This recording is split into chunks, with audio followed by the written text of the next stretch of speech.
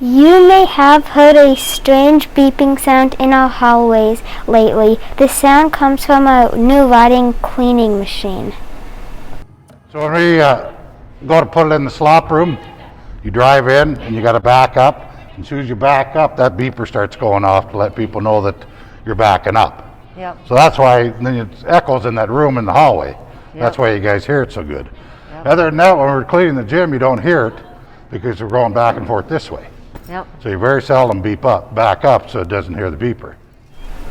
The janitors prepare the gym for students in kindergarten through 8th grade. The cleaning machine is a tool they use to clean the gym after lunch.